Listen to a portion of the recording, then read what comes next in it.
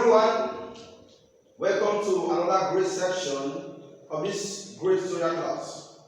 Today we're going to be looking at application of dimensional analysis in physics.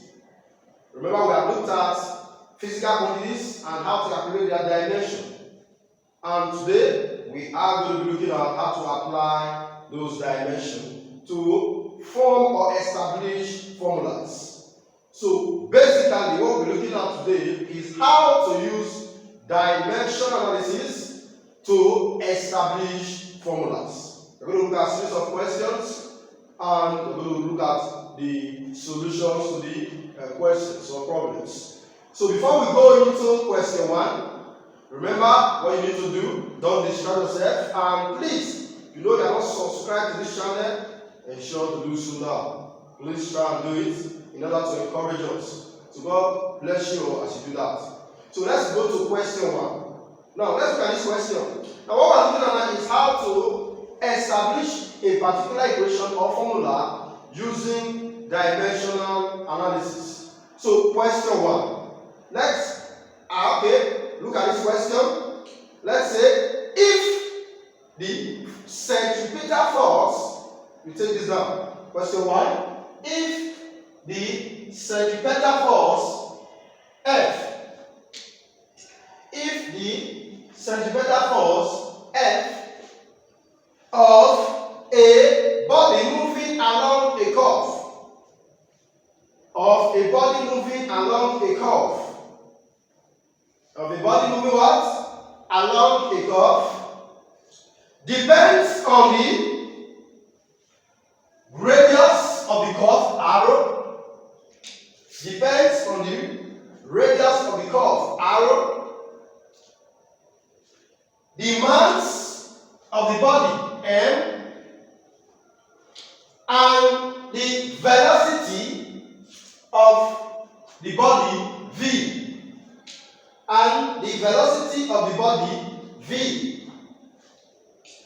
I repeat, if the centripetal force of a moving body F along a curve depends on the radius of the curve arrow, as the radius of the curve arrow, the mass of the body m, and the velocity of this body v.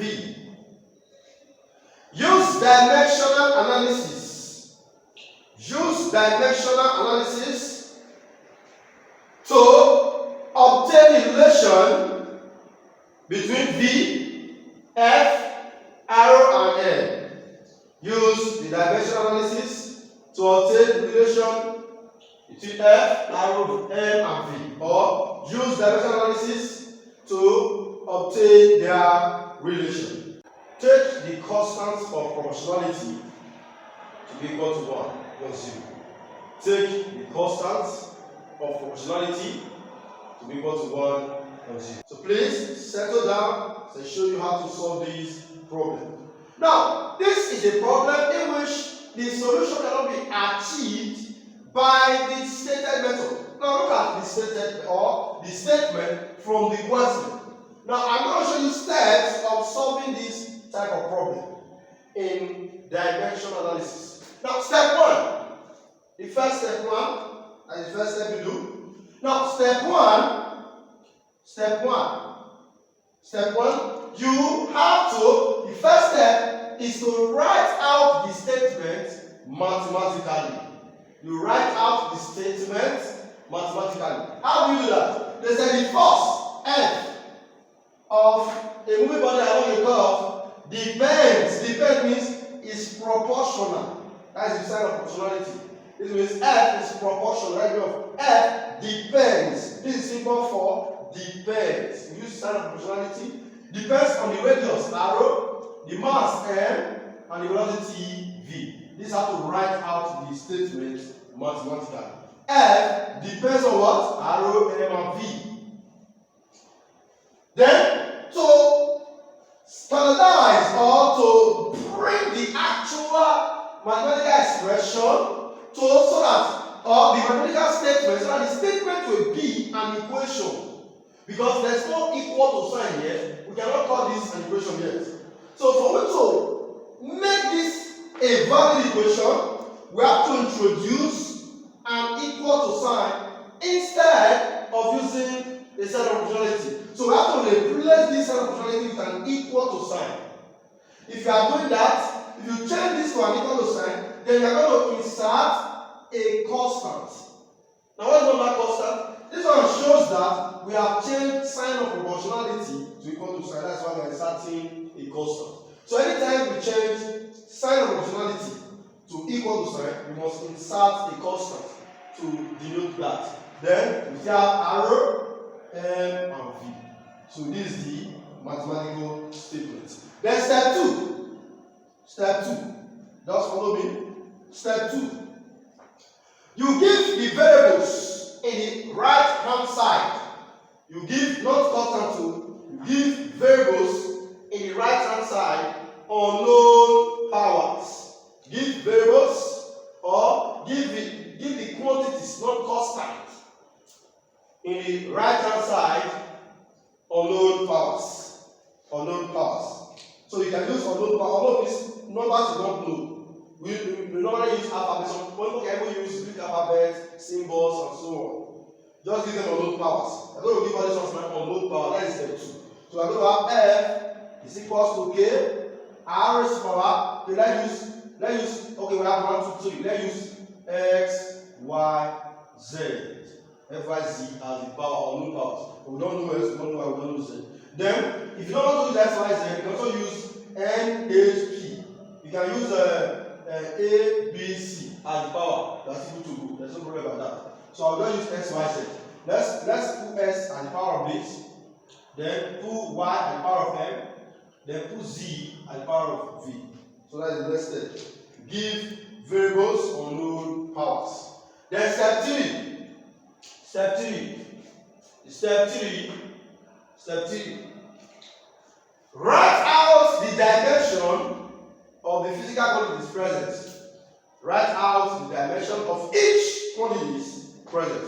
So this is the dimension that's now counting now. And I'm going to write down the dimension of each of these quantities. Then we'll write them out. So the first thing, what is the dimension for F? I hope you can still remember that. I've done that too. The dimension of F is M LT raised to the power minus 2. The K is dimensionless, so leave K alone. There's so we now represent K. So leave K alone. Leave K alone. Leave K alone. Then what about the dimension for radius? Radius is the dimension of L. Then what about the dimension for mass? Capital letter M. What about the dimension for velocity? LT. That is M. Okay, there's no M in velocity. The dimension is LT raised to the power minus 1. Then Z. Write out the dimension of each term there of the physical quantity, excluding constant. Because this one is dimensionless. Exclude that one. The next step, open the brackets. Let's open the bracket. Let's write out the dimension and open the brackets. And we're going to have M LT raised to the power minus 2 equals to K L raised to the power S M raised to the power Y.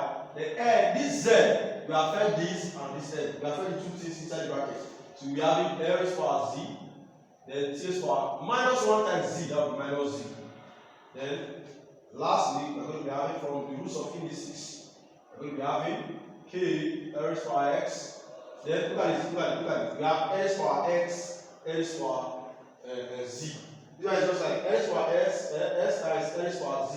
So remember from the roots of indices, we have A raised to the power N times A raised to the power N. That will be A raised to the power what? N plus N. So it's empty. We have L raised to the power S times L raised to the power Z. That will be L raised to the power add up the power. Just pick anyone that is 2 or 3 here. That is the same thing. Just pick one of them and add up their power. See, this and this are the same. Pick only one and add up the power. M is just 1. M is just 1. Then our T is also 1. So that's all. So next thing, step 4. Step 4. Step 4. Equate the like dimension of both sides. Equate the dimensions that are like in both sides. For example, now M is equated to M here, M is equated to L here, C will be equated to T here. That's what I'm trying to say. Just equate the like dimensions of both circle. Next M. This M here will be equated to the M here. What is the M here? M raised to power 1. Remember, anything that don't have power having a power that's equal to 1. So it's 1 plus 1. Remember that too. Anything that don't have power having power that's equal to 1. Then, after this, remember when we were doing initial equation, I told you if you have something like this, I told you something like this. You have if A is power M is equals to A is power M. You know these two A's, see that the same and equate their power. The same way, if M is power 1 is equals to M is power Y. Since this and this are the same thing, you just ignore, then you equate their power, you equate the power. So 1 will be the same thing as Y. This one will be, let's say, equation 1. Then, let's look for N. N is power 1 is equals to M is power X plus Z. So that way, you see this and this are the same, you ignore, then you equate the power. That will be 1 is equal to X plus Z. You can call this one equation 2. The lastly, T raised power minus 2 will equal to what is T here? T raised power minus Z. So, since I just say you ignore them, equate the power. Then equate the power. We will have minus 2 equals to minus Z. This is only possible if the bases are the same. If bases are not the same, it will not be possible. Take note of that one. Next, if we are going to do will be let us write equation 3. Now let's talk about this, and this. To see the answers of X, Y, and Z. Since you are having 3 unknowns here, you are having 3 unknowns, X, Y, and Z, and also have 3 equations. You can use 3 equations to solve for 3 unknowns. It's possible. So, from equation 1, let's say from equation 1, and equation 1 here, we said 1 is equal to Y. If 1 is equal to Y, therefore, we also say Y is equal to 1. If 1 is equal to Y is equal to 1. I just tell you. So, our job is already done with. Then we look, if you want to solve, you look for a equation that has lesser unknown first. Solve those one first. Or you just solve the 3 of them simultaneously. See what's that way. The next, and then from equation 2. From equation, if you check equation 2, you got that equation 2 have 2 unknowns. Okay, this is equation 2 have 2. Let's check equation 3. This one have just 1 unknown. Okay, not supposed to be something the other have 2 unknown. Let's solve the other have 1 unknown. That is more simple to solve. So we just take from equation 3. We leave equation 2 first. We have minus 2 is equals to minus Z. Then you minus that by minus 1. Minus that by minus 1. Minus 1 will cancel this minus. Minus 1 will cancel this minus. So Z will be equal to 2. Answer. So see this. Or you just say this minus cancel this minus. But the best way just say divide both sides by minus 1. Since you have this one has negative. If the unknown is actually negative 1, divide both sides by that negative 1. So that is the definition of the unknown. So that's how we discover. So if I have something like this, let's say minus x is equal to 3. So I say, what is the answer? What does do? Just divide side by minus 1, divide side by minus 1. So cancel this one, x is equal to divide by minus 1 minus 3. That's how we solve mathematics. So next is to look for the last one, which is equation 2. From equation 2 now. Let's see what we're going to have from equation 2. From equation 2 we have 1 is equals to x plus z. But from this equation 3, but z is equal to 2. From this equation 3, look at it. So anyway, I see z here, you put 2. I'm going to have 2. Anyway, I see z, you put 2. So from here, we move down to this side, I have 1. If this plus 2, crossing this side, we change to minus 2 equals to x. So therefore, we can say x is equals to 1 minus 2. So therefore, our x is equals to minus 1, y is equals to 1, z is equals to what? 2. So this is how we use dimension analysis to solve for or derive from it. But this is not the end of it. The end is to come back. Now let's say step 5 now. Step 5. Step 5. Already here. This is step 5. Step 5. Step 5 is to go back to the original equation and substitute back the now known powers.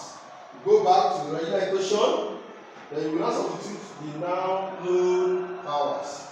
Because we have known before, then we have solved of them now in step 4. We now know the part, we now know them.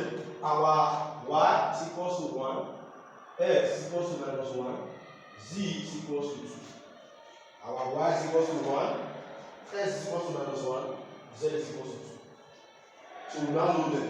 So you go to the original equation, which is f is equals to k rx m raised to power y, m raised to power y, m raised to power y, m raised to power y, then z, then v raised to power z, and v raised to power z, v raised to power z, v raised to power z, v raised to power z. So now k r raised to power 1. So what's x? X is minus 1, m raised to power 1, z, that is v raised to power 2. V raised to power 2 because our z is 2, 1, minus 1. So this one gives us k. Now, if this minus 1 go to the downside, if this r raised to power minus 1 goes to the downside, if we move this one to the downside, then that minus 1 will change to 1. From this of indices, if you have to look at this, indices, you have to look at this. 1 over a is as a raised to power minus 1. So if you bring this a to the downside, remember this one is a raised to power 1. So if you bring a raised to power minus 1 to this downside, this minus 1 will change to plus. Remember that if negative power crosses this division line, if power crosses that division line, we will change sign. For negative, it will change to positive, for positive, it will change to negative. Remember that it's very, very important. It's very, very important. It's very, very important. So that's what we are having there. Then times our m is m raised to power is m, then v raised to power 2. So that's okay, but k was said to be 1.0. K was said to be 1.0, which is empty as 1. So now f is equals to 1 times 1 times m v squared over r. That gives us m v squared over r. So the final answer will be that the actual ratio is that f is equals to m v squared over r. So this is the formula we derived from dimensional analysis for centripetal force. So this is how we use dimensional analysis to calculate or derive formulas. So we are going to look at another example now. Example 2. Take down this question. If the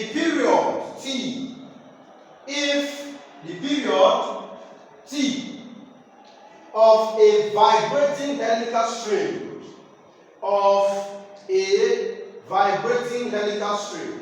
if the period T of a vibrating helical string depends on the Fixed mass n,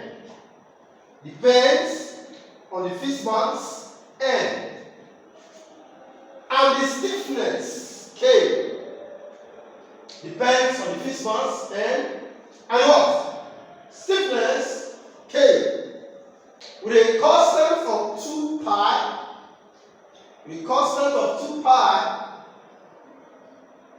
Find the relation of T.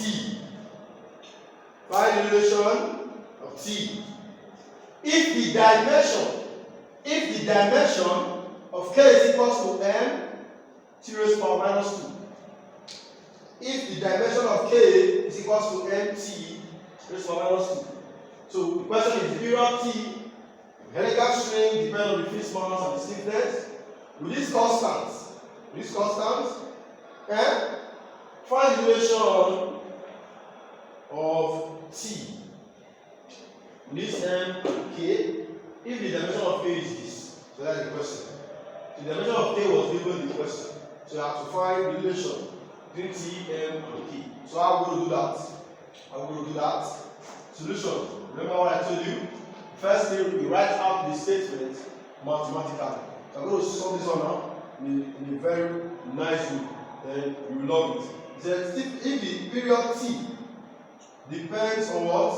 Mass and stiffness K. The next thing, T will now be equal to, let's start the constant, let's constant C now. Because we already have K, but don't put K as constant.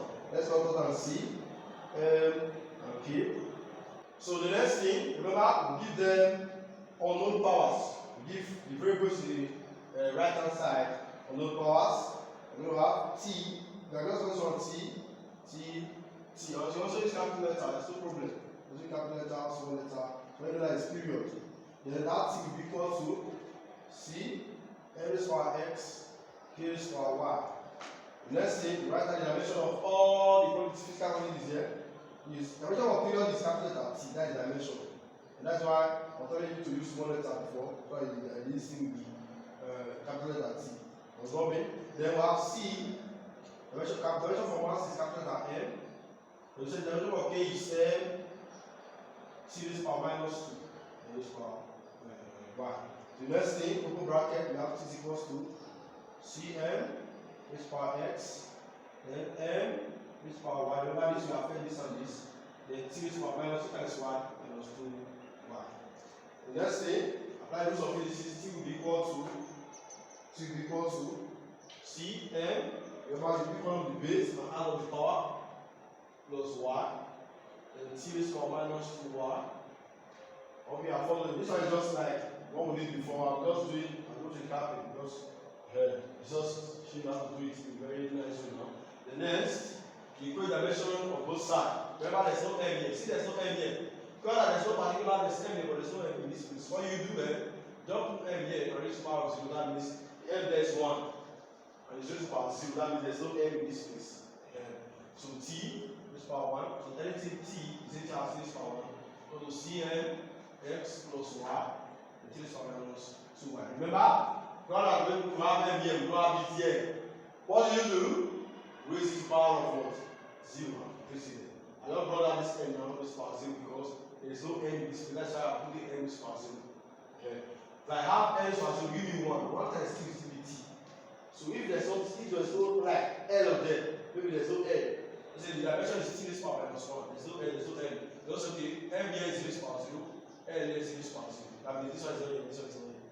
That's the meaning. So please take note of that one, very, very important. Next, we say M raised to power 0 is equals to M raised to power X plus Y. And you don't need base, 0 will not be equal to X plus Y. And the next question is 1. Then T raised to power Y is equals to T raised to power minus 2Y. Minus 2Y. If you cancel it, if you don't cancel, don't ignore the base, put it back, see that same thing. Then 1 will be equal to minus 2Y. The next thing I'm going to do now, equation 2. Let's say from equation 1.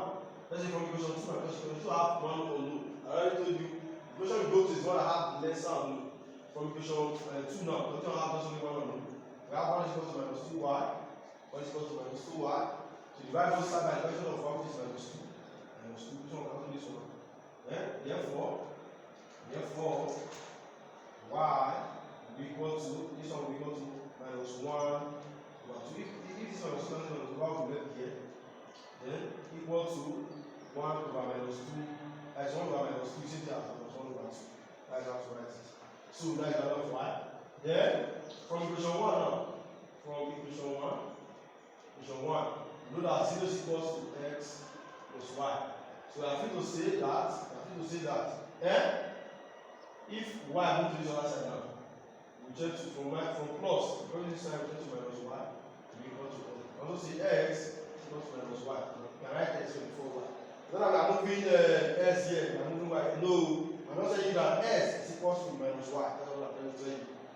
Just writing x equals to minus y, x equals to minus y. That's what I'm writing. I'm not moving anything. So the next thing, but y is empty as minus 1 over 2. Minus 1 over 2. So therefore, our x will not be equal to minus 1 over 2. Why is it minus 1 over 2? Because this y here is minus 1 over 2. And this minus is minus. So next, minus as well as give us plus 1 over 2.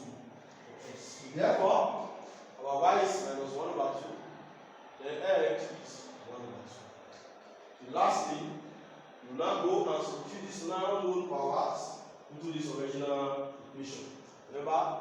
Therefore, that is for finally our t was said to be equal to c m raised to power x k raised to power y. That will be equal to c m raised to power what is x 1/2. Then k raised to power what is y minus 1/2. So next thing we are going to do here now, we just use roots of indices, which told us that our verb a raised to power 1/n, that will be n root of a. So if you have a raised to power 1/2 now, that will be square root of a. Square root of a.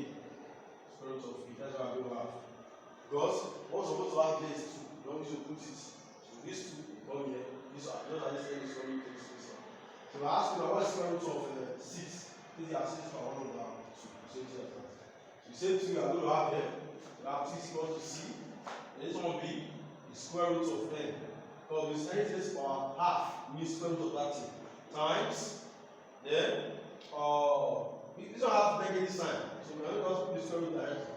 We're not going to bring it down so that the negative turns to positive. Because it's very good to work with positive.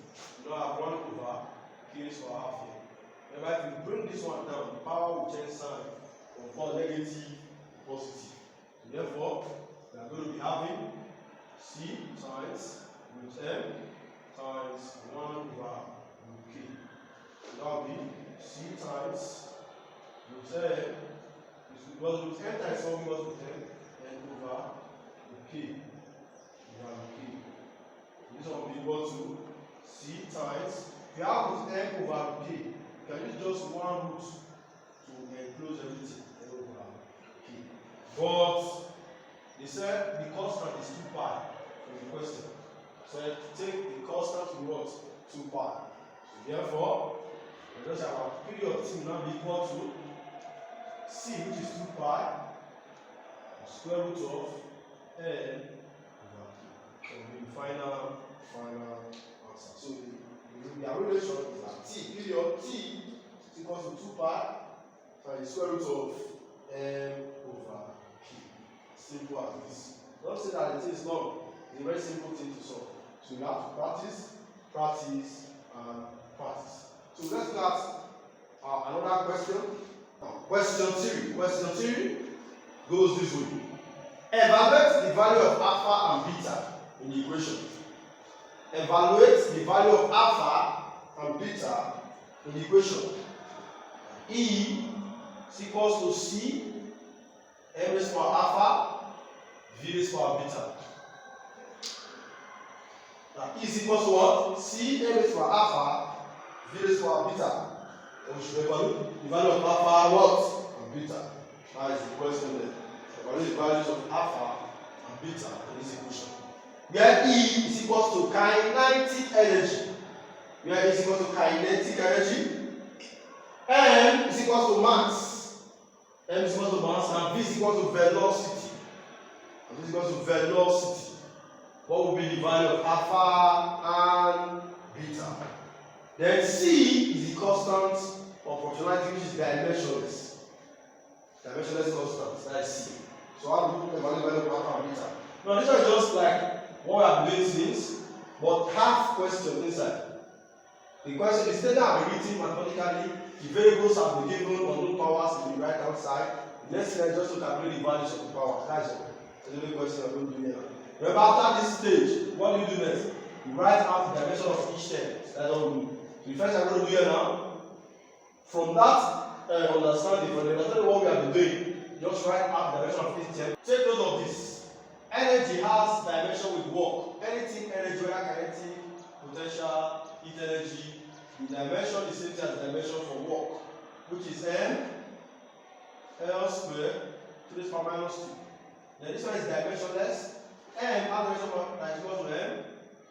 Then velocity has dimension that is equal to LT to the power minus 1. So the next thing, we're going to have m L squared to the power minus 2 is equals to m to the power alpha n raised to the power beta. So this one to put in brackets. Then 2 to the power minus 1 times beta.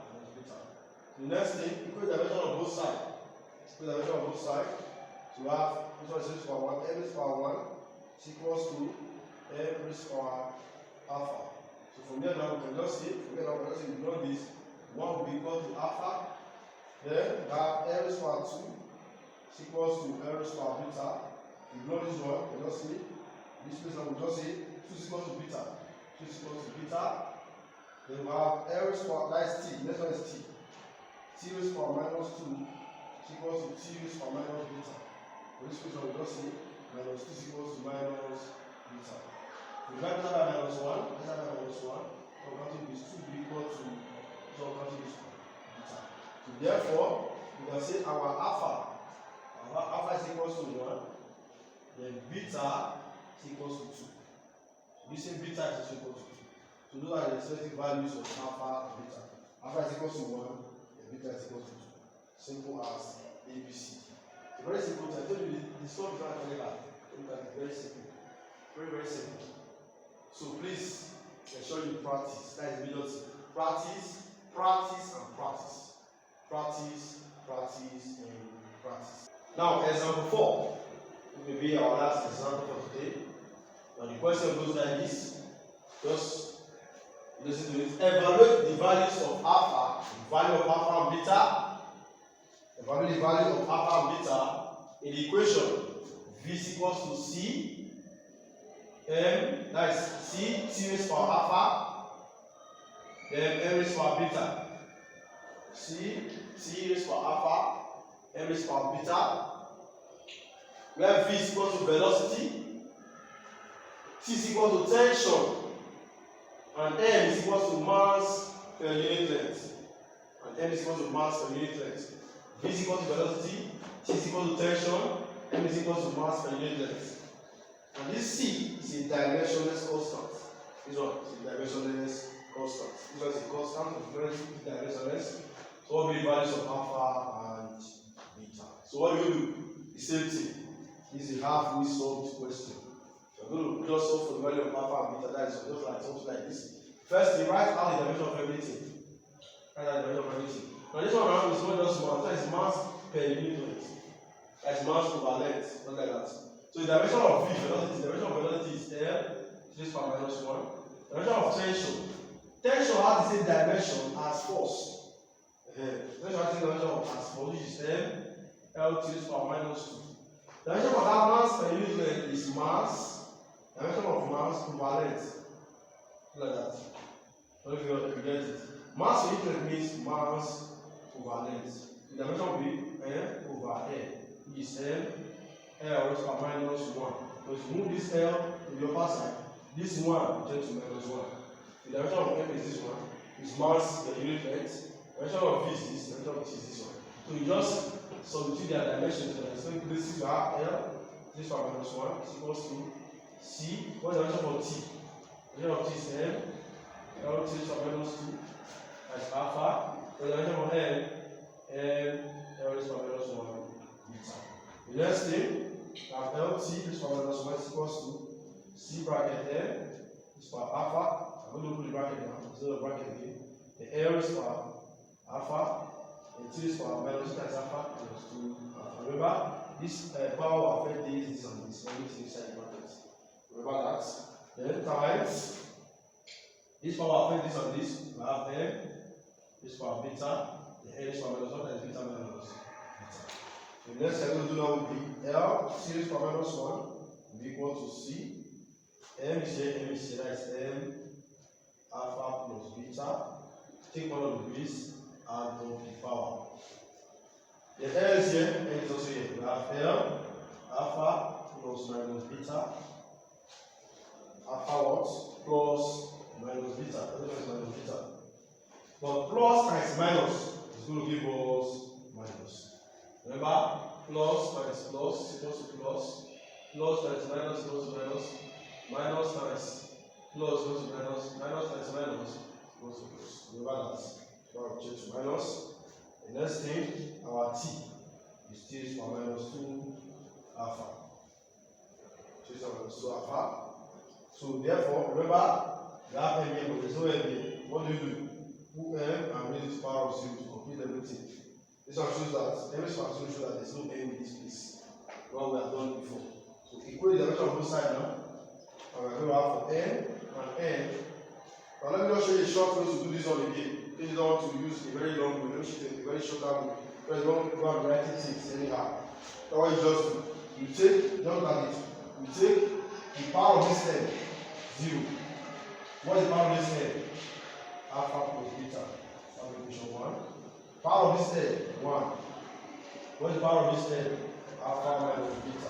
That's equation 2. Then the power of t minus 1. Power of this is what?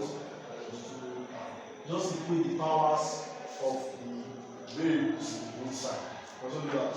So you don't do the equation directly without writing much things. But if you get it, what I'm trying to say is that after I go to this point,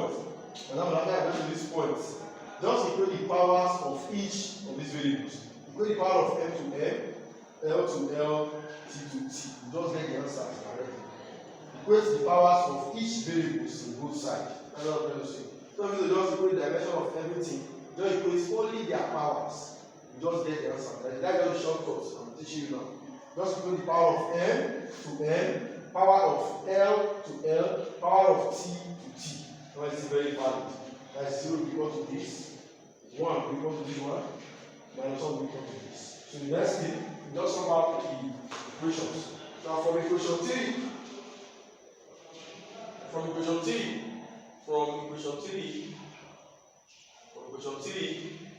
you can say that that is more or less equation. You can say that z minus 1 equals minus 2 alpha. Then the Bible said that minus 2 so that alpha will be free. Then this will cancel this. Then our alpha will equal to minus minus 1 over 2. Already alpha is equal to 1 over 2. And he said from equation, or is very something like lovely from equation 1. From equation 1, it says 0 is equals to alpha plus beta. It says 0 is equals to alpha plus beta. Then we are looking for beta now. So we already know that alpha is but alpha is equals to 1 over 2. So you can see 0 equals to 1 over 2 plus beta. So let's go for beta now. Next thing, move this on to the other side. We have 0. If this plus all this is equal to minus half is equals to beta. So 0 minus half will equal to minus half. And beta will equal to minus half. So our beta is equal to minus half. Then our alpha is equals to half. So if you also solve this one, you also solve that equation 2. You still have either your beta or your alpha. So there's no lot of equation 2 again. So from the question now, our alpha, therefore, our alpha is equals to half. Our beta is equals to minus half. That's the final answer to everything. Our alpha is equals to half. Our beta is equals to minus half. But if you wish to solve the equation 2, you can solve it. Equation 2 is equal to, that's 1 is equal to alpha minus beta. Let's already know alpha, I want to do for beta here. So what we just do, the list you're going to do half, that's 1 is equal to, alpha is equal to half. Don't go out there, minus beta. So move this on here, equation to the other side. If you bring beta to this place, as you move beta to this place, it will be beta. If you move 1 to the other side, half minus 1. I don't know if you understand it. If you move plus beta to this side, it will be beta. This minus will turn to plus beta. If you move 1 to this other side, this 1 will turn to minus 1 because it was 1 before. And beta will now be equal to half minus 1 equals minus half. So that's what I'm trying to tell you. So please ensure you practice these things. It's very, very important. So see you guys at the next class. God bless you. Thank you.